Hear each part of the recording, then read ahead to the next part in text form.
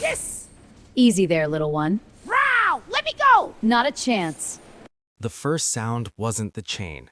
It was the silence. Outpost Ravel 13 had gone quiet hours earlier, the kind of quiet that made veterans uneasy.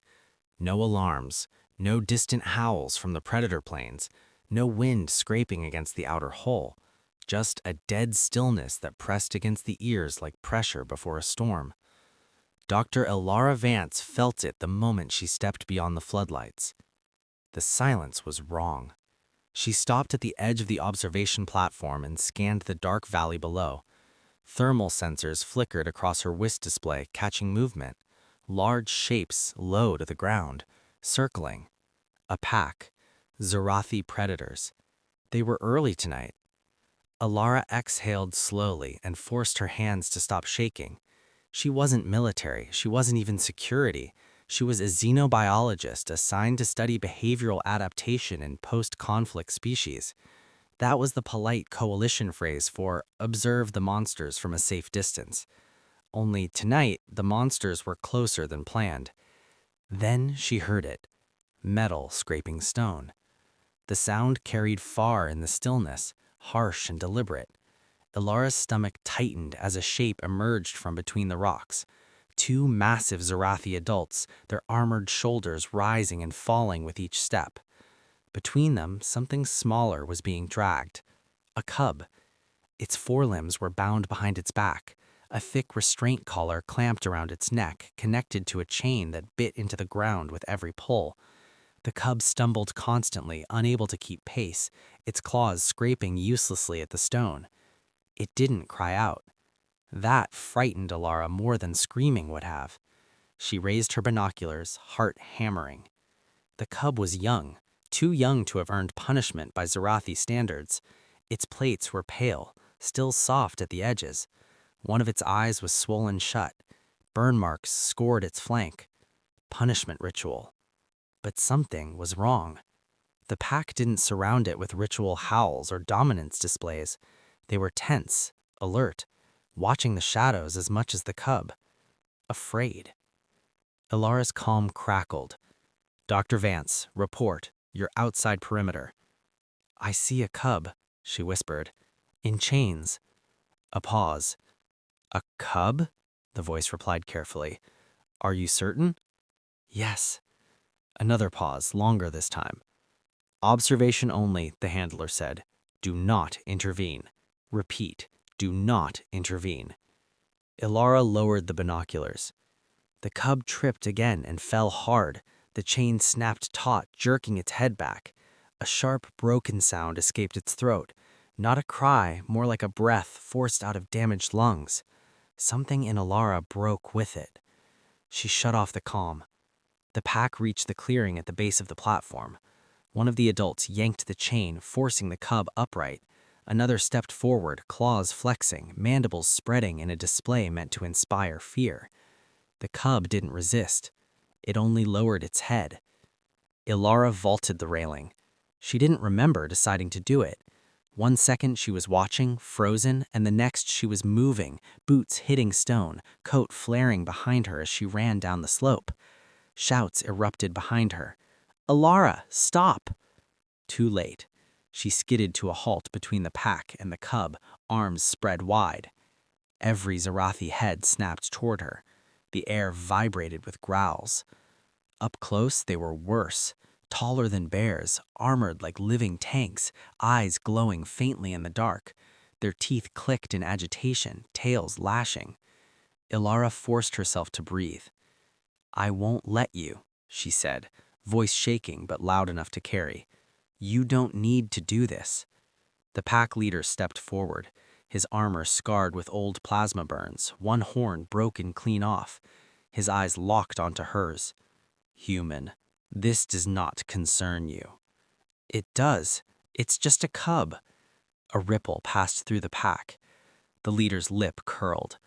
That cub broke the pack. Ilara glanced down. The cub's remaining eye was open now, fixed on her. Not pleading, not afraid, watching. What did it do? She asked. The leader hesitated. That hesitation told her everything. Before he could answer, one of the hunters jerked the chain again, pulling the cub forward. Ilara reacted without thinking. She lunged, grabbing the chain with both hands. The metal burned her palms. The pack roared. Weapons came up behind her, coalition rifles locking on targets. "Stand down," a voice shouted over loudspeakers. "Release the cub." The Zarathi leader raised a claw, stopping his pack. Slowly, deliberately, he leaned down until his face was inches from Ilara's. "You do not understand what you touch. That cub hears the future." Ilara swallowed. "Hears the future?" The cub twitched at the words. "Before hunts, before storms, before death. It screens warnings. It panics the young. It disrupts order." "So you chain it?" Ilara snapped. "You drag it like an animal?" A low growl rippled through the pack. "We silence threats, even when they are born to us." The cub made a sound then, a soft, broken whimper. Every Zarathi froze. The cub's head lifted slowly, its eye fixed not at the leader, but at Ilara. It whined again, higher this time, claws scraping weakly against the stone. Ilara felt a pressure bloom behind her eyes. A sudden image, fire falling from the sky, outpost walls collapsing, screams. She gasped. The cub recoiled, breathing hard. "You feel it," the leader said quietly. "Now you know." Ilara's hands tightened on the chain. "If it's a threat, then why are you afraid?" The leader didn't answer.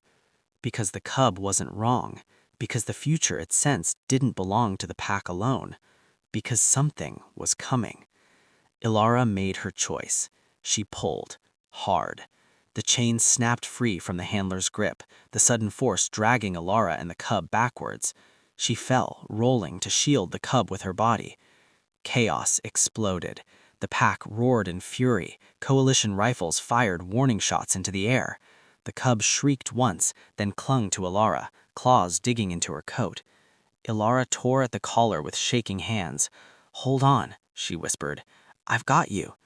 The leader charged, not at Ilara, at his own hunters. He slammed one aside, claws striking another to the ground. The pack staggered in shock. "Enough," he roared. Silence crashed down. The leader turned to Ilara. "The cub has chosen," he said. "That binds us." Ilara stared at him. "Chosen?" The cub pressed its forehead against her chest. "Listeners choose anchors, someone who hears them without fear." Ilara felt tears spill freely now. "What happens if I don't let go?" The leader's eyes burned. "Then the future changes." Alarms wailed across the outpost, missile warnings, incoming signatures. The cub screamed.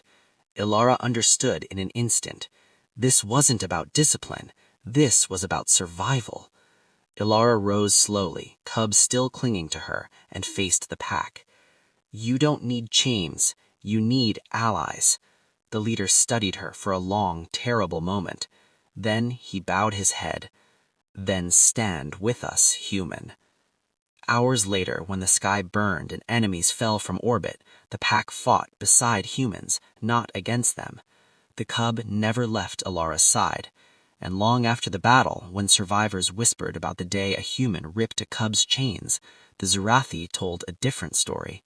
They spoke of the moment fear was broken, of the day the future changed because one human refused to let a cub be dragged in chains.